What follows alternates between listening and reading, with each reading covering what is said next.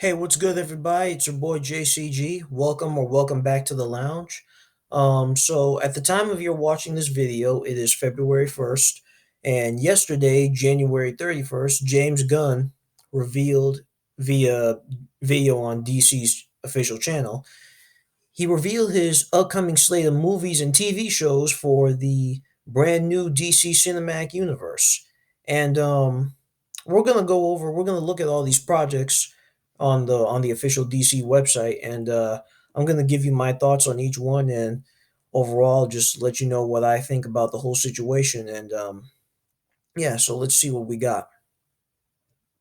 From the very beginning, we have this was the first thing that James Gunn talked about: Creature Commandos. Honestly, I have zero interest in this at all. I don't care for these characters. I've never heard of them until James Gunn even brought them up. Apparently, they've already gotten started on this. There's footage of this show as we speak.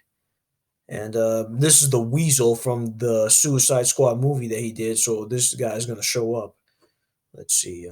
The Creature Commandos. It is that's Rick Flag Sir Senior. I mean, it's a show about Doctor Phosphorus, Frankenstein, the Bride Frankenstein. Yeah, in all honesty, these are all characters that I really, and these are like, they're not bottom of the barrel for me, but there's some of the those comic book characters, whether it be Marvel or DC, where they're so obscure and so like odd and just just not my type of you know what I'm saying. Like, they're not the type of characters who I would be interested in learning more about. There's nothing about them that speaks to me. Nothing about them that really will want me to tune in and watch. And then this is another show that, honestly, this was the one I was most confused about. Amanda Waller is getting her own spin-off show, which Viola Davis as Amanda Waller, she's great and she obviously fits that role. But why? That's the question I have. Why, Gunn? Why are you wasting time with a spin-off about her when it's like if you were to give Ratcatcher 2 or Polka Dot Man their own spin-off shows, when really that just makes no sense whatsoever. Even if they were characters from that movie that people liked. It just seems weird, and I don't know why they would go with this direction. But this is the big one right here: Superman Legacy. At long last, we are finally getting a brand new Superman movie, where it's going to be a young Superman, according to Safran and Gunn. This is really the launch of the DCU. The first two projects are, I don't know how to pronounce that. For what's coming up with Superman Legacy, James is currently writing it. We're hoping that he will direct it. It's not an origin story. It focuses on Superman balancing his Kryptonian heritage with his human upbringing. Superman represents truth, justice, and the American way. He is kindness in a world that thinks of kindness as old fashioned. With our stories, we want to take it away from good guy versus bad guy. There are really good, almost saintly people, and Superman is among them. There are really terrible villains like Gorilla Grodd or Joker, and then there's everybody in between them. So there are all these shades of gray, which allows us to tell complex stories. And it's going to come out July 11th, 2025. So yeah, that's a long time from now. That's like 2 years away. But in my opinion, it'll probably be worth it.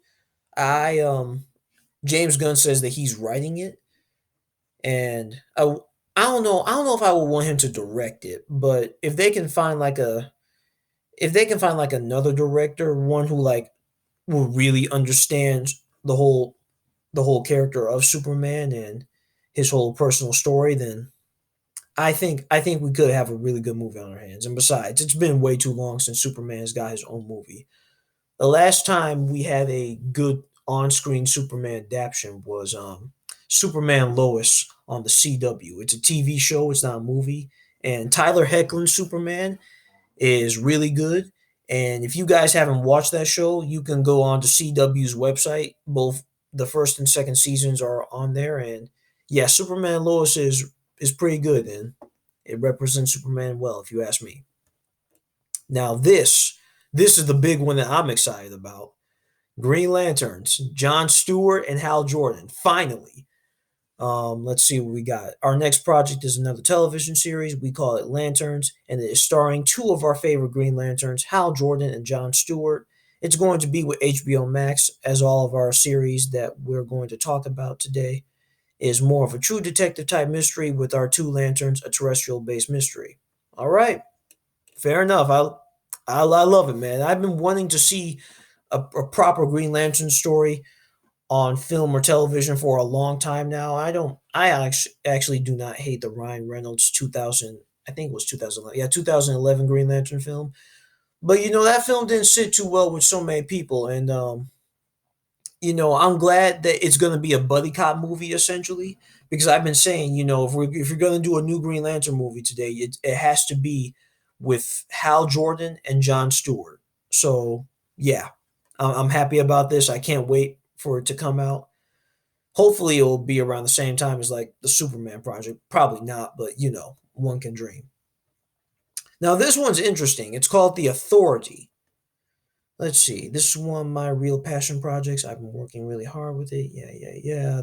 The Authority are Wildstorm characters. I don't know many Wildstorm characters, but I hear that they're in like the official DC Comics universe. So they are basically good intention, but they think that the world is completely broken, and the only way to fix it is to take things into their own hands. Whether that means killing people, destroying heads of state, changing governments, basically whatever they want to do to make the world better. They're morally great characters. Okay. All right. I mean, I feel like we've seen that story a bunch of times now, if you ask me, with superheroes who kind of like go off the deep end. But these characters do look pretty cool. So, and James Gunn, he's obviously worked with obscure characters like these before. So these are the ones that I'm interested in learning about. Actually, it's not the same with like Creature Commandos where they kind of give off a too awkward vibe or something. No, that I can do with the Authority. Maybe there could be something unique behind them. Paradise Lost is a Wonder Woman spinoff, basically with all the women in Themyscira. I'm not interested at all. Here's another big one: Batman the Brave and the Bold. A little nod to the old cartoon from the 2000s. This is the introduction of the DCU's Batman. It's not Robert Pattinson. It's not Ben Affleck. We're working with Robert on the Batman Part Two with Matt Reeves, and yeah, this is gonna be Matt Reeves' Batman is gonna be in its own separate continuity. He already confirmed that, so this is just gonna be the DCU's official Batman. This is the story of Damian Wayne, who's Batman's actual son that he didn't know existed for the first 8 to 10 years of his life. He was raised as a little murderer and assassin. He's apparently James Gunn's favorite Robin. It's based on the Grant Morrison comic run. We're putting it all together right now. I don't know if I would have started off with Damian Wayne right off the bat. I mean, don't get me wrong. I don't I used to hate Damian Wayne, but now I feel a little bit indifferent about him at times. He's not terrible like he used to be. He's mid in my opinion. Like he's kind of and in recent years he's kind of gotten better. Um I would at least would have started with like Tim Drake or maybe do like a Batman Nightwing story, but that's just me. Here's another one, Booster Gold. A total fan favorite, as you know, a loser from the future who uses his basic future technology to come back to today and pretend to be a superhero. Superheroes imposter syndrome. How do you deal with that? Tries to use this future technology to be loved by the people of today and what is really at the base of that. Yeah, Booster Gold's a cool character. Again, not someone who I would start with in my phase one, but that's cool. That's nice that he's bringing them in. Here's an interesting one: Supergirl, Woman of Tomorrow. This is based on Tom King's wonderful comic. Tom has been one of the architects of this entire situation. He's been one of the guys in the room with us. In our story, we have a Superman who was sent to Earth and raised by incredibly loving parents. Kara was on Krypton. She was on a piece of Krypton that drifted away from the planet, and she lived there for the first 14 years of her life in a horrible situation. So she's a much harsher and more effed up Supergirl than you've been used to thus far. All right.